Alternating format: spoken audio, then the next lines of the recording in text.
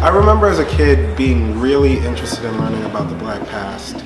I remember, because it wasn't something covered in schools, me going to the library and reading about these ancient African cultures and civilizations, and being fascinated by them, and also being somewhat frustrated that they weren't represented as much as civilizations elsewhere, specifically in Europe.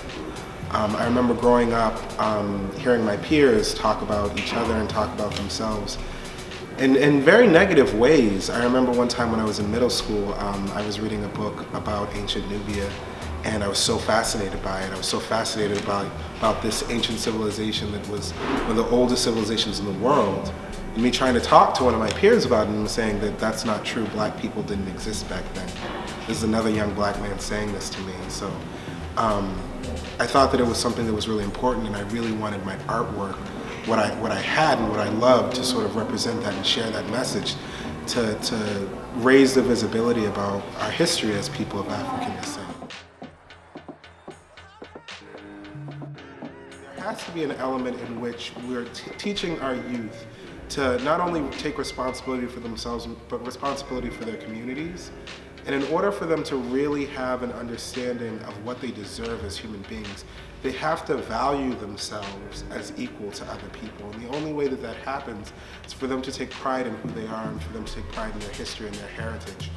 So I had the idea of really pushing this idea of empowerment by taking these young people that I'm working with collaboratively on these paintings and actually turning them into the orishas of the Yoruba religion based off of their personalities and different things that I've learned through working with them. So this project, Itan, Yoruba Art and Aesthetics as a Means of Social Empowerment.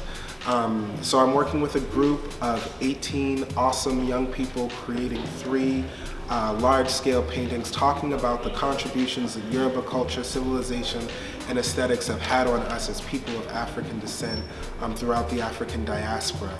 This is an awesome, engaging project in which we're having a conversation not only about African art and civilization, but also about issues of internalized and institutionalized racism, about how learning about our heritage can help us combat some of these issues.